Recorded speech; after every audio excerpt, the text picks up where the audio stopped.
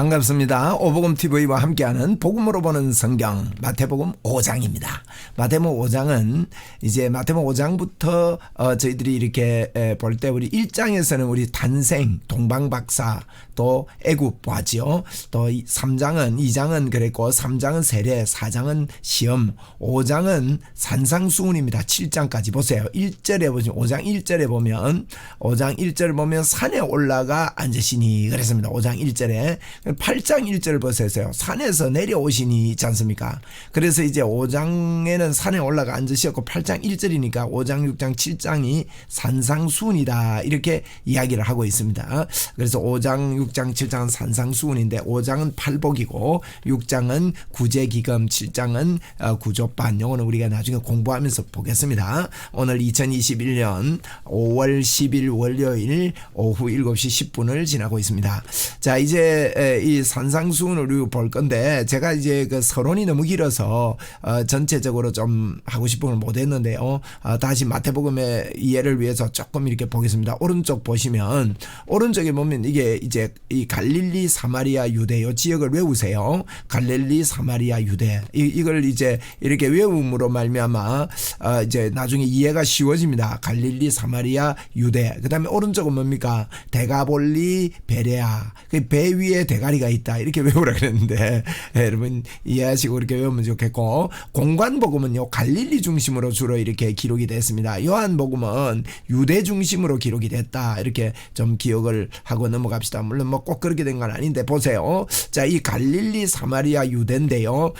사마리아 땅과 유대 땅은 이 헤롯 아켈라오라는 사람이 총독과 함께 그렇게 통치를 했습니다. 분봉왕입니다. 그리고 이제 갈릴리 지역은 헤롯 안티파스 이렇게 했고요. 그 다음에 이제 헤롯 빌립이 데가볼리 요 지역에 이렇게 통치했습니다. 대헤롯 이분은 아버지입니다. 아버지는 혼자 통치하다가 전체를 통치했는데 그 아들 때 이렇게 분봉왕으로 세 왕으로 나누어진 것을 보거든요. 그래서 이 지도상으로는 이렇습니다. 여기 보십시오. 아켈라오가 아켈라우스 이렇게 표현하고 그 다음에 안티파스 이렇게 다스렸습니다. 빌립 이 분봉왕이 이렇다는 것, 예수님 당시 때 그랬다는 것 우리가 좀 기억하면 좋겠고, 좀 마태복음 전체를 저희들이 좀 이렇게 보시면은 처음에 왕을 소개합니다. 1장부터 3장까지, 4장부터 7장까지 왕을 선포하는 거예요. 그래서 선포하면서 시험도 받으시고 제자도 부르시고 산상수훈도 하시고, 그리고 왕의 권능을 나타냅니다. 병자를 고치고 뭐 회복하고 파송하고 그럽니다. 그 다음에 왕을 배척합니다. 왕을 선포하고 그건 배척하는데 세례요한도 질문을 하고 세례요한이 죽고 씨 뿌리는 비욕을 하고 배척하는 바리새인들이 나타나고 뭐 이렇게 합니다. 그다음에 왕과 제자의 관계, 이제 예수님께서 그 제자들을 양육하는 그런 내용이 17장부터 20장까지 이렇게 볼 수 있고요. 또 왕의 순환, 이런 흐름으로 왕의 부활, 고난을 받으시고 뭐 이렇게 하는 거, 그래서 왕을 선포하고 왕의 권능을 나타내고 배척을 하고 또 제자들을 세우고 순환하고, 이런 그 마태복음의 전체의 흐름들 제가 좀 요약을 해보았습니다. 그리고 이 연도를 보시면 이 연도가 이제 뭐 예수님 사역할 때 이제 예수님이 AD BC 4년경에 탄생하셨으니까 26년 AD 26년부터 사역을 해서 30년에 돌아가시는 걸로 이렇게 보시면 됩니다. 그래서 이게 이제 예수님의 그 지도로 좀 이렇게 보면요, 예수님께서 베들레헴에서 탄생하시죠. 1번 베들레헴. 그죠? 1번 베들레헴. 그 다음에 마태복음에는 빨간 요 박스가 마태복음인데 베들레헴에서 헤롯의 학살이 일어나고 애굽으로 내려가고 그렇게 되는 것이죠. 그리고 나중에 5번에 나사렛으로 가는데요. 요 이제 예루살렘 12살 때 이야기나 안나나 시므온 이야기는 누가만 기록을 했다. 그래서 이름 예수님의 이 그 뭡니까 어릴 때는 마태와 누가만 기록을 했습니다. 그래서 두 복음서를 합해서 우리가 전체 흐름을 볼 수가 있는 것이죠. 자, 이제 예수님께서 이제 공생의 1년인데요. 공생의 1년인데 성전 척결 전입니다. 이 성전을 척결하기 전에 예수님께서 보세요. 나사렛에서 사셨지 않습니까? 나사렛에서 이제 세례받으러 1번 내려갑니다. 세례를 받으시고 2번 시험을 받으셨어요. 시험 받으시고 요단강으로 올라가시죠. 요거는 마태복음에 기록이 없습니다. 마태복음은 빨간색 요게 마태복음입니다. 빨간색. 그래서 이런 여행을 하셨는데 마태는 마태복음 3장과 4장에 이제 세례받고 시험 받는 이런 내용만 기록이 됐는데요. 예수님께서 시험 받으시고 요단강에 가서 제자들을 이렇게 부르시고 그리고 이제 가나 포도주를 만드는 곳으로 올라갑니다. 그래 포도주를 만들고 요한복음 기록이죠. 또 가버나움에 갔다가 여러 날 거하십니다. 이때 이사를 탐색하고 이사 준비를 한 것 같습니다. 그리고 나사렛에 내려갔었습니다. 그래서 이런 이제 성전 척결하기 전에 이런 전체 흐름이 있는데 마태는 요 두 사건만 기록했다는 거예요. 세례와 시험 두 사건을 기록했습니다. 그다음에 이제 예수님이 이제 성전 성전 척결을 하거든요. 막 성전을 내쫓아요. 뭐 장사하는 사람 내쫓고 이렇게 하는데 이제 나사렛에서 예수님께서 예루살렘에 오셔가지고 성전 척결을 하죠. 이것도 이제 마태는 기록하고 있지 않습니다. 요한복음에 기록합니다. 요한복음에 그리고 니고데모를 여기서 만나고 그런 내용이 요한복음 2장 3장에 걸쳐서 기록되어 있고요. 그래서 나사렛에서 예루살렘 와서 성전 척결을 하고 그 다음에 쭉 올라가서 수가 여인을 만나요. 이것도 요한복음에 기록되어 있죠. 수가 여인. 그 다음에 가버나움에 가서 왕의 신하의 아들을 고치죠. 요한복음 4장에 그렇게 고치고 그 다음에 이제 나사렛으로 내려와서 배척을 당하셔요. 배척당하시고 다시 가버나움으로 올라가십니다.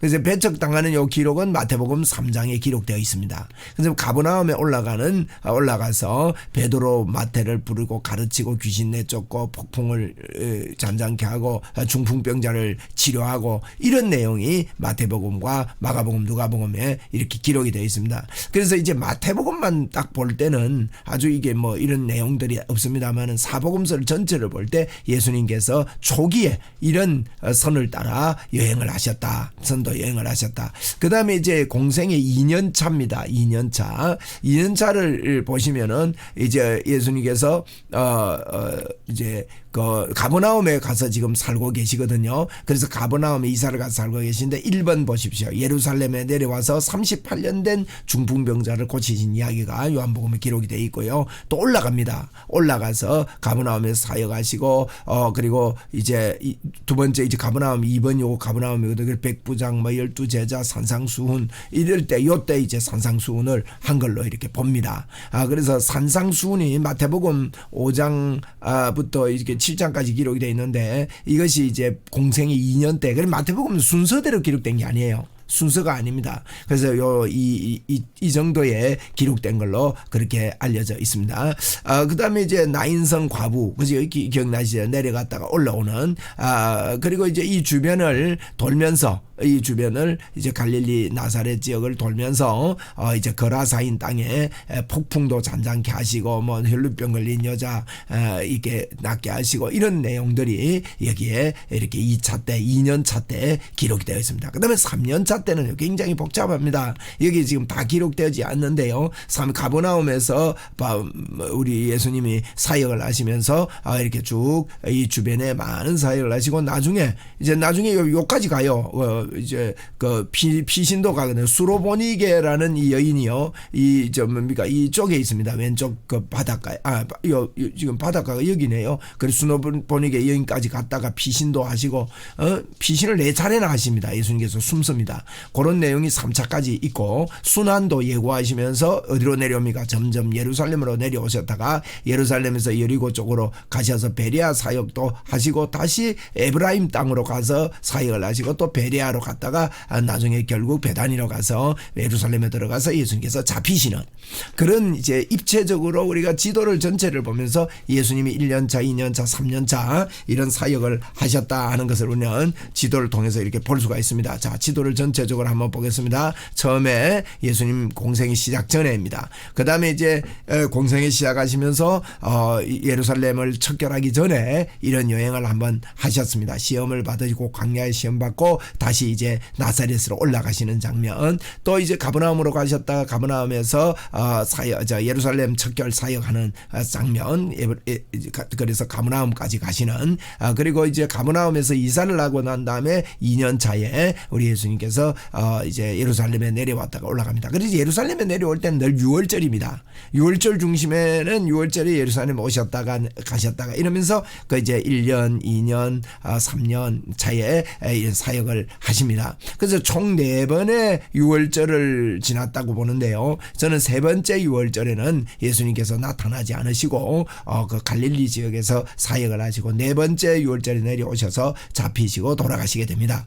이제 그 예수님의 3년 차의 사역들은 굉장히 이 갈릴리 지역의 사역이 활발합니다. 그리고 숨기도 하고 이렇게 하면서 죽이려고 하는 열심당원들 때문에 많은 피신을 했습니다. 그리고 결국 이제 십자가로 6월절 어린 양 되셔서 우리 예수님이 이렇게 오셨습니다. 자, 우리 지도를 좀 더 보고 익힙시다. 갈릴리, 사마리아, 유대, 데가볼리, 베레아. 그 옆에 이제 거라사인 땅도 데가볼리에 있다. 이렇게 보시면 됩니다. 폭풍을 장장케 하고 거라사인에 그 귀신 내쫓아서 대지에게 들어가고 하는 게 거라사인입니다. 이런 지역에, 자, 이것도 눈으로 찍어서 이런 한 번 더 보시기를 바라고, 예수님의 사역이 공간복음은 갈릴리 중심으로, 요한복음은 유대 중심으로 펼쳐졌다 하는 걸 우리는 알 수가 있습니다. 이렇게 이제 요한복음, 마태복음 5장을 저희들이 보면서 이제 5장부터는 산상수훈이다 이렇게 읽으면서 저희들이 좀 보려고 그러고요. 자, 이제 산상수훈에 제가 그 한 구절로 좀 요점을 좀 보려고 하는데요. 산상수훈에 우리 그 바울 예수님께서 이런 말씀을 합니다. 너희 의가요 바리새인들보다 낫지 아니하면 천국에 들어갈 수 없다, 이런 말씀을 합니다. 그래서 그 의가 바리새인보다 낫지 아니하면 되고 20절에 보니까 있네요. 20절에 보면 내가 너희에게 이르노니 너희 의가 서기관과 바리새인보다 낫지 아니하면 결코 천국에 들어가지 못하리라. 요게 산상수훈의 요점이라고 보셔야 됩니다. 이건 놓치면요 산상수훈을 보시면서 율법적으로 빠지기 쉽습니다. 그러면 여러분 바리새인 의보다 나으려면 어떻게 해야 되는 겁니까? 이 기준이, 이게 중심이 흔들려 버리면 안 됩니다. 핵심이 어떻게 우리가 서기관과 바리새인의 의보다 낫습니까? 우리가 어떤 의를 가졌느냐 이거예요. 그들은 결코 천국에 못 들어갑니다. 바리새인과 서기관보다 나은 의가 뭡니까? 예수님을 믿음으로 의롭게 되는 것을 이야기합니다. 그분이 죄가 없는데 죄가 되심으로 우리에게 하나님의 의를 주셨단 말이에요. 그 의를 믿고 그 의를 가진 자만이 천국에 들어간다. 바리새인과 서기관처럼 예수 없는 의를 아무리 잘 살아도 천국 들어갈 수 없다 하는 내용이 산상수훈이라는 걸 여러분 기억을 하시고, 우리에게요 모든 것들이 하나님의 의의 표준이 초점이 맞추어져야 됩니다. 여러분 보십시오. 로마서 10장 2절 3절 한번 보고 갑시다. 내가 정언하노니 그들이 하나님께 열심히 있으나 올바른 지식을 따른 열심이 아니랐다는 거예요. 여러분 하나님께 열심히 있지만은 올바른 지식을 따른 것이 아니면 어떤 결과가 일어난다고 했습니까? 로마서 10장 3절에 하나님의 의를 모릅니다. 그러면 어떻게 됩니까? 자기 의를 세우려고 하는 거예요. 그래서 하나님의 의를 모르고 자기 의를 세우려고 하고 도리어요 힘써 하나님의 의에 복종하지 아니하였느니라. 그래서 여러분 참 멸망을 받는 것입니다. 열심히 있다고 되는 게 아닙니다. 하나님께 열심히 있지만은 올바른 지식을 가져야 된다 이거예요. 그래서 바리새인과 서기관들보다 더 나은 의는 여러분 다른 의가 아니라 이제 우리가 예수 그리스도를 통해서 얻는 의를 딱 표준을 삼아서 성경을 해석할 수 있어야 정확하게 해석할 수가 있습니다. 자, 5장 1절입니다. 예수께서 무리를 보시고 산에 올라가 앉으시니, 자, 그래서 산상수훈이라 그랬죠. 이 제자들이 나온지라. 예수님은 앉으셨고 제자들은 나옵니다. 여러분 이렇게 돼야 됩니다. 여러분 교회는요 자꾸 자꾸 와서 은혜를 받아야 돼요. 또 우리가 환자 기도해 줄 경우도 있는데요. 제가 이게 그 치유에 대한 많은 책들을 읽어보니까 가장 강력한 치유의 역사는요, 그 치유받는 사람의 사모함을 통해서 그 기도해 주는 사람을 만나러 가고 먼 길을 만나러 가고 이럴 때요, 불치병도 떠나고 이런 것들을 제가 많이 읽어보았습니다. 그래서 우리가 예수님이 산에 올라가 앉으실 때 제자들이 나오듯이 교회는 자꾸 이제 우리가 나와서 예배해야 됩니다. 저는 신방이 필요 없다고 여기지는 않습니다. 어려운 사람들, 약한 사람들을 돌아보는데 아주 좋은 일이죠. 그러나 신방 중심의 목회를 해서는 안 된다고 봐요.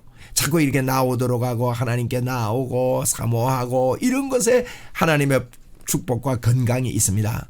영육간의 건강 말입니다. 그래서 나오니까 예수님이 입을 열어 어떻게 했습니까? 가르쳤습니다. 자, 그러니까 산상수훈은 가르치는 데 초점이 있는 거예요. 예수님은 세 사역을 했지요. 가르치고 전도하고 치유하는 3대 사역을 했는데 이 3대 사역을 저희들은 꼭 기억해서 예수님의 사역처럼 저희들도 항상 이 3대 사역을 하나님 앞에 참 중심으로 이렇게 해야 됩니다. 4장 23절에 그게 요약이 되어 있어요. 예수님 오셔서 한 사역이 마태복음 4장 23절에 뭡니까? 예수께서 온 갈릴리에 두루다니사 그들의 회당에서 가르치시며 그랬잖아요. 또 천국 복음을 전파하시며 그래 가르치시고 전파하시고 전도입니다. 전파는 또 모든 병과 모든 약한 것을 고치시니 이것이 예수님의 3대 사역이다 하는 겁니다. 그래서 우리가 예수님이 지금 이제 5장 1절에 가르치셨다 하는 내용을 저희들이 봅니다. 자, 이 5장에 벌써 15분이 지나가네요. 빨리 하겠습니다. 자, 심령이 가난한 자는 복이 있나니 천국이 저희 것이며, 여러분 가난하다는 것 항상 우리는요 예수님의 의를 중심으로 봐야 됩니다. 심령이 가난하다는 말은 뭔가 하면 하나님 나의 의는 없습니다. 나는 하나님 앞에 내놓을 게 아무것도 없습니다. 여러분 우리가요 하나님을 정말 내가 아닌 내 안에 계신 하나님을 의지하는 것, 예수님을 의지하는 것, 거기서 능력이 나타나고 거기서 일어납니다. 여러분 우리의 연약한 것, 부족한 것, 그거 나를 보면 아무것도 못합니다. 우리가 죄의 법에 사로잡혀서 오늘도 넘어지고 실수할 수 있지만요, 오늘도 기도할 때 예수님 내 안에 계신 예수님에 나타나십시오. 나는 아무것도 안 됩니다. 이 가난한 겁니다. 그렇죠? 심령이 가난한 자, 하나님의 의를 초점으로 보라가 있습니다. 우리의 의는 아무것도 없습니다. 나는 하나님이 필요합니다. 여러분 우리 임마누엘은요, 나는 주님 없이 못 삽니다. 나는 하나님과 함께 삽니다. 이 말은 나는 주님 없이 아무것도 못합니다. 나는 주님과 함께 삽니다. 이 표현이거든요. 그래서 그 사람이 가난한 사람이에요. 그 다음에 애통하는 자는 복이 있나니 그들이 위로를 받을 것이며, 여러분 애통이 뭡니까? 예수님이 없어서 저들이 너무 안타까운 거예요. 아무리 부자고 아무리 그래도 애통하는 마음이 생기죠. 그러면 하나님이요 위로해 주십니다. 그래 너를 내가 통해서 복음을 전해줄게. 그 온유한 자는 복이 있나니 그들이 땅을 기업으로 받는데요. 온유는요 잘 훈련된 진돗개와 같아요. 주인에게는 충성하고 원수에게는 끝까지 물어뜯고 목숨을 바치는, 그게 온유입니다. 여러분 우리는 이 온유한 자가 돼야 되지요. 그 사람은 복이 있습니다. 땅을 기업으로 받습니다. 의에 줄이고 목마른 자는 복이 있나니 너희가 그가 배부를 것이. 그래서 이 팔복은요 사실은 한 복이에요. 한 복. 한 가지, 우리가 성령의 열매 9가지 가지만 그거는 이제 단수로 되어 있거든요. 그건 한 가지 열매거든요. 그래서 한 가지에서 9가지가 나타나듯이 팔복도 그렇다고 보면 됩니다. 여러분 예수 그리스도 안에 이 복이 다 있는 거예요. 그래 의에 줄이게 되고 하나님이 주시는 의 말입니다. 그것을 사모하고 그걸 받아들이고 이걸 말하면, 그러면 그 사람은 배부르게 됩니다. 그리고 긍휼히 여긴 자는 복이 있나니 그들이 긍휼을 받습니다. 여러분 내가 나의 모습이 아무것도 아니기 때문에, 가난하기 때문에 어떻습니까? 다른 사람을 볼 때도 그들의 실수를 보지 아니하고 그들의 연약을 보지 아니하고 나와 똑같은데 나를 사랑하신 주님 때문에 다른 사람을 긍휼히 여길 수 있는 것입니다. 그리고 마음이 청결한 자는 복이 있나니 그들이 하나님을 본답니다. 여러분 마음이 청결하다는 말은 내가 하나님의 의가 내게 온 줄 알고 내 의가 아니고 하나님의 의가 나에게 있습니다 하고 나는 청결한 자가 되었습니다 할 때 하나님을 보게 됩니다. 하나님은 놀라운 분이구나. 내가 이렇게 연약하고 부족하지만 오늘도 하나님 때문에 힘이 나구나 한 그런 마음이 오는 거죠. 그래서 여러분 다 자연 완전히 이런 사람들은 화평하게 합니다. 화평하게 하는 자는 복이 있나니 그들이 하나님의 아들이라 일컬음을 받을 것이며, 여러분, 그래서 우리는 복음 때문에 화평하게 하는 자들이지요. 그래서 이런 중심에 진심으로 살아가면요, 우리 하나님께서 놀라운 이 복을, 팔복에서 이야기한 이 복이 우리의 복이 됩니다. 그리고 의를 위하여 박해를 받는 자는 복이 있나니 천국이 그들의 것임이라. 의를 위하여 박해를 받는 게 뭡니까? 의는 예수 그리스도입니다. 예수 그리스도 때문에 박해를 당하고, 여러분, 세상은 저들이 우리를 42달 동안 짓밟으리라. 요한 계시록에 분명히 이야기했습니다. 요한계시록의 핵심이요, 1절 2절이라고 봅니다. 이게 보니까 요한계시록이 11장 1절이거든요. 내가 지팡이 같은 갈대를 주며 말하기를 일어나서 하나님의 성전과 제단과 그 안에 경배하는 자들을 청량하랍니다. 경배하는 그 안에, 여러분, 성전 안에서 경배하는 자들이 누굽니까? 우리가 하나님의 몸, 우리가 몸이 하나님의 성전이거든요. 성전 안에서 경배하는 자들이 바로 우리들입니다. 우리가 하나님을 우리는 청량됐습니다. 청량됐다는 말은 합격됐다는 겁니다. 2절에 보면 말합니까? 성전 바깥 마당은 청량하지 말고 그냥 두랍니다. 그건 이방인에게 준 것인데 이방인의 뜰이라는 것이거든요. 성령 바깥에. 그건 청량하지 말합니다. 이러면 청량해버리면 이방인들은 불합격대가 지옥 당하니까, 마귀와 함께 멸망당하니까 마귀의 손에서 빼내는 기회를 만드는 거. 지금이 그런 시대다 이거죠. 우리는 이방인의 뜰을 청량하지 않는 시대를 살고 있습니다. 왜? 돌아오는 시대. 근데 그 시대는 이렇습니다. 그들이 거룩한 성을 42달 동안 짓밟으리라 그랬습니다. 여러분, 예수 안 믿는 사람들이 예수 믿는 사람을 짓밟고 핍박할 때, 핍박하는데 우리가 가만히 있으면 되느냐, 대적에서 핍박 못하도록 해야 된다. 그건 틀린 말입니다. 여러분, 짓밟는 게 당연합니다. 여기도 짓밟으리라. 거룩한 성을 42달 동안. 42달은 어떤 기간을 이야기하는 게 짧은 기간, 정해진 기간이다, 그런 의미입니다. 42달 동안 짓밟는 이런 기간을 우리는 살고 있지요. 그래서 마태복음 5장에 의를 위하여 핍박을 받는 사람, 이 사람은 복이 있는데 천국이 저희 것이랍니다. 여러분, 우리 주님 때문에 핍박받을 만큼 주님을 사랑한다는 뜻이지요. 그 사람은 핍박받을 만큼 주님을 사랑하고, 핍박받아도, 핍박을 왜 받아요? 주님 안 버리기 때문에 핍박받는 거거든요. 그렇게 하는 사람이 천국이 그들의 것입니다. 이러면 핍박받지 않으려고 하는 사람은 천국의 맛을 못 봅니다. 그래서 11절에 나로 말미암아 너희를 욕하고 박해하고 거짓으로 너희를 거스려 모든 악한 말을 할 때에 너희에게 복이 있답니다. 이러면 이게 복인 줄 알고요, 그렇게 해야 됩니다. 그죠? 기뻐하고 즐거워하라. 하늘에서 너희 상이 큼이라. 너희 전에 있던 선지자들도 이같이 박해하였느니라. 전 선지자들도 이런 많은 박해를 받았다는 겁니다. 그래서 박해하고 할 때 기뻐하고 즐거워하라. 하늘에서 너희의 상이 크답니다. 얼마나 주님이 놀라운 열매입니까? 핍박을 받는 게 복이라는 거예요. 그리고 너희는 뭐라 합니까? 그러면서 핍박받는 너희는 세상의 소금이랍니다. 여러분, 소금이 만일 그 맛을 잃으면 무엇으로 짜게 하려 그 위에 아무데나 불려 다만 박혀버려서 사람에게 밟힐 뿐이라 그랬습니다. 우리는 세상의 소금인데 우리는 소금입니다. 소금 되려고 할 필요 없어요. 소금이랍니다. 그런데 맛을 잃어버리면요, 세상에서 밟힙니다. 맛 잃어버렸다고 하나님께서도 야 정신 차리라 그러고, 세상도 정신 차리라 그러고, 막 밟고 이러면 이쪽 안 맞고 이쪽 안 맞고 정신이 하나도 없는 이런 신앙생활합니다. 여러분, 행복이 없어요. 천국이 저희 것이 아닙니다, 이 사람들은. 그래서 너희는 세상의 소금이다. 너희들은 팔복 속에 있는 자들이다 그럽니다. 14절에 또 말합니다. 너희는 세상의 빛이다. 소금이다. 빛이다. 산 위에 있는 동네가 숨기지 못한다. 빛 때문에요, 다 드러나게 돼 있다, 이 말입니다. 그래서 사람이 등불을 켜서 말 아래, 이거는요, 그 말이란 말은 타는 말 말고 이게 되를 재는 말이 있습니다. 이렇게 생긴 둥근 통, 이런 말입니다. 이렇게 생긴 말, 큰 말, 10대들이 말, 5대들이 말 있어요. 그런 것들을 그 안에 덮어가지고 그걸로 덮어서 두지 않는다는 거죠. 은경 위에 높은 데 두는데 이름으로 온 사람에게 비친다 그랬습니다. 우리는 빛이기 때문에 우리는 그걸 알고요, 높은 데 자꾸 두어야 됩니다. 사람들이 우리를 볼 수 있도록. 그래서 16절에 이같이 너희 빛이 사람 앞에 비치게 하여 너희 착한 행실을 보고 하늘에 계신 너희 아버지께 영광을 돌리게 해라. 이러면 착한 행실이 뭡니까? 예수 그리스도를 믿고 믿음으로 사는 행실이 착한 행실입니다.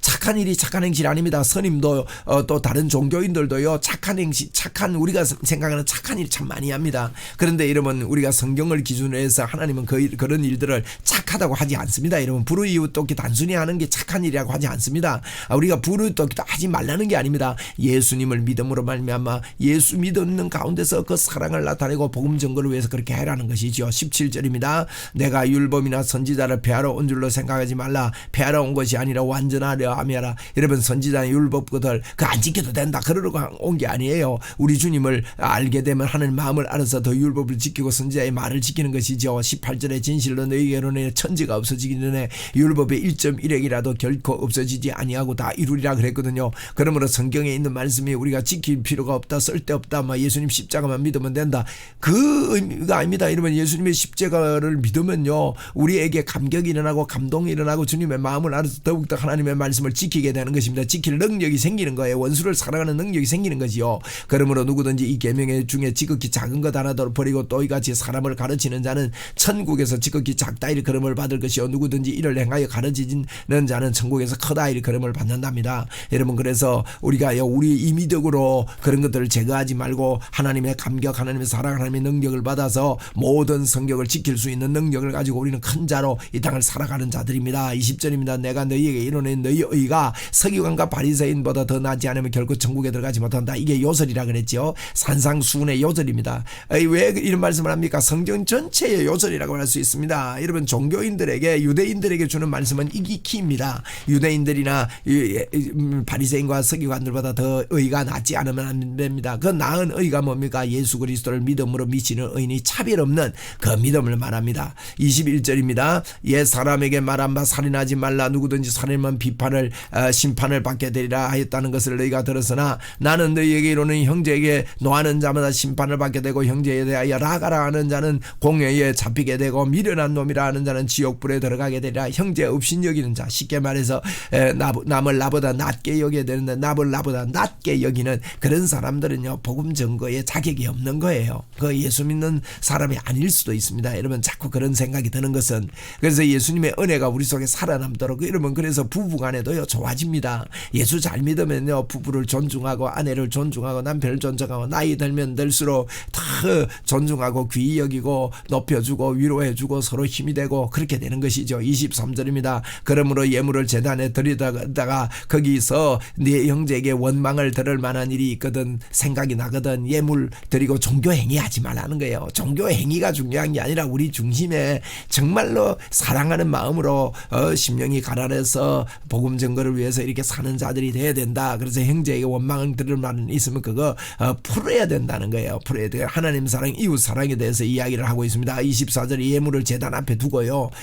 재단 앞에 두고 가서 형제 화목하고 후에 와서 예물을 드리랍니다. 이게 참 중요한 이야기입니다. 그래서 우리가 그 하나님 앞에 살아있는 사람들은요 사람 앞에서 살아있습니다. 25절입니다. 너를 고발하는 자와 함께 길을 갈 때에 급히 사와라. 그 고발하는 자가 너를 재판관에게 내어주어 재판관이 옥리에게 내어주어 옥에 가둘까 염려하라. 그렇게 말했습니다. 그래서 재판관에게 내어주고 옥리에게 내어주고 이렇게 하지 않도록 사람과 먼저 사와하라고 하나님께 예배하라. 진실로 너희에게 이르노니 내가 한 분이라도 남김 없이 다 갚기 전에 결코 거기서 나오지 못하리라. 그러니까 사람한테 이러면 물리면은 이 땅에 허송세월을 보내게 되는 거죠. 옥에나 가고 이러면 어떻게 복음을 전하겠습니까? 그죠? 우리가 이 하나님의 의를 알고 하나님의 의를 아는 사람의 사명은 전도자의 사명이거든요. 우리가 마태복음 앞장에서 보았자면 4장 19절에 나를 따라오느라 내가 너희로 사람을 낚는 어부가 되게 하리라 그렇게 말씀하셨는데, 그것을 하기 위해서 우리는 하나님 사랑, 이웃 사랑에 다 이게 집중되어야 됩니다. 또 뭐라 합니까? 가늠하지 말라고 그럽니다.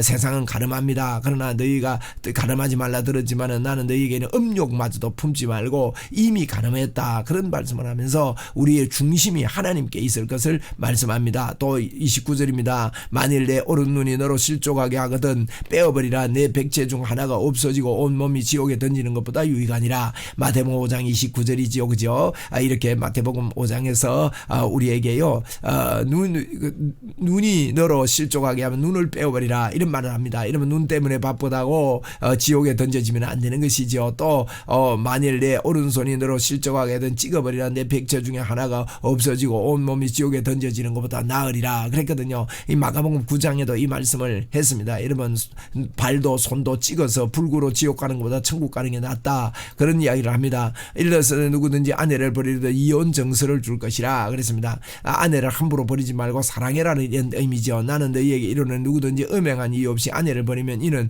그로 간음하게 하겠며 또 누구든지 버림받은 여자에게 장가드는 자도 간음함이니라. 또 옛 사람에게 말하면 헛맹세를 하지 말고 내 맹세를 다 죽게 지키라 하였다는 것을 너희에게 들었지만은 여러분 우리는 지킬 능력이 없기 때문에 나는 너희에게 말하는데 도무지 맹세하지 말지니 하늘로도 하지 말라. 나는 하나님의 하늘은 이는 하나님의 보좌다. 지킬 수 없기 때문에 맹세하지 말라는 거예요. 난 할 수 있어.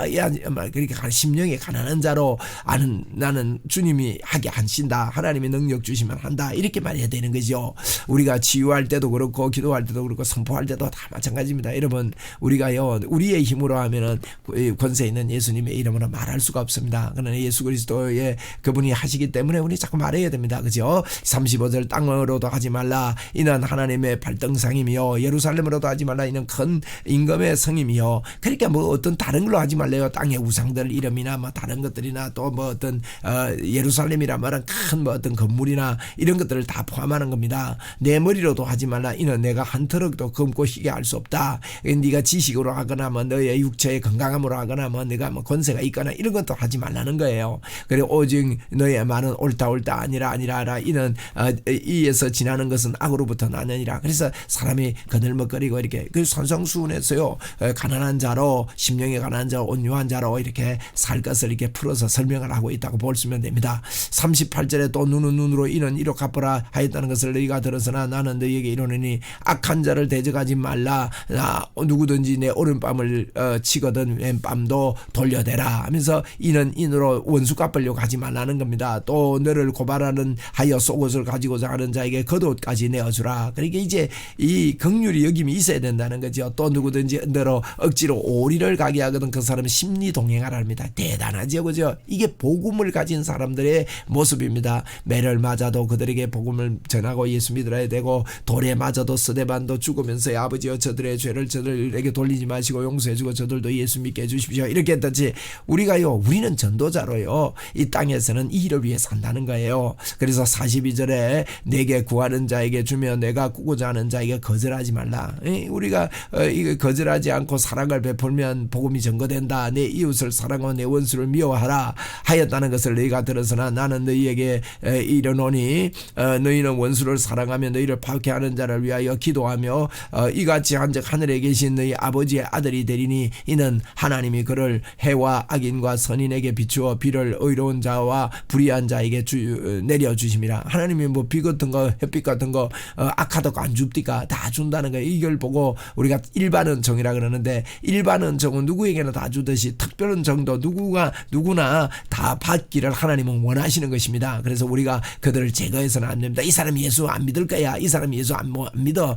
전도하자 그러면 그 사람이 예수 안 믿을 겁니다. 그러면 안 믿습니다. 이러면 안 된다는 그 뜻입니다. 46절에 너희가 너희를 사랑하는 자를 사랑하면 무슨 상이 있으리요 세리도 이같이 한다 그랬습니다. 여러분 예수 믿을 만한 사람만 예수 믿으라 하면 무슨 유익이 있냐 이거예요. 그죠? 사랑하는 사람은 도둑놈도 저거 사랑하는 사람끼리 사랑합니다. 그건 세상 방법이냐. 우리는 원수까지 사랑하는 것이죠. 거기 심령이 가난한 자고 온유한 자고 의에 줄이는 자입니다. 또 너희가 너희 형제에게만 무난하면 남보다 더한 것이 무엇이냐. 이방인들도 다 그렇게 너희 형제들은 무난한다는 거죠. 그래서 48절 그러므로 하늘에 계신 네 아버지의 온전한 것 같이 너희도 온전하라 그랬거든요. 하나님처럼 우리도 온전해야 됩니다. 이 말이 20절하고 같은 말이에요. 하나님 온전하신 같이 너희도 온전하라 그랬는데 20절에 보니까 내가 너희에게 이르노니 너희 의가 서기관 바리사인보다 더 낫지 않으면 결코 하늘나라에 들어갈 수 없느니라 이렇게 말했습니다. 그래서 하나님의 온전한 같이 온전하라고 이제 5장은 마무리되고 있는데 그 같은 말입니다. 하나님의 의가 있고 하나님의 온전함은요 예수 그리스도를 통해서 우리를 보는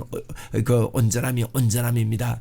그래서 우리가 예수님의 이 의가 나에게 왔다 이런 말을 믿음으로 감사로 나는 예수님 없이 못 산다. 나는 예수님 없이는 아무것도 못한다. 그 말입니다. 하나님이 내 안에 삽니다. 나는 하나님의 사람입니다. 성령의 사람입니다. 이면 나는 성령 아니고는 나는 조금도 아무 일도 할 수 없습니다. 사업도 안 되고 가정도 안 되고 결혼도 안 되고 직장도 안 되고 하나님의 도우심이 없이는 이 땅을 살 능력도 안 되고 전도도 안 되고 치유도 안 되고 가르침도 안 되고 귀신 내쫓음도 안 됩니다. 나는 하나님의 사람입니다. 이 말은 하나님 없이 아무것도 못합니다. 그런 의미로 여러분 사는 것 그것이 하나님의 의입니다. 그래서 이렇게 살면 하나님이 온전하신 것 같이 우리도 예수 그리스도를 통해서 온전하게 된다는 된다는 것을 저희들에게 말씀하고 있습니다. 우리 산상순 5장 보았습니다. 제가 서론을 좀 한다고 길어졌는데 6장에서 계속 뵙겠습니다.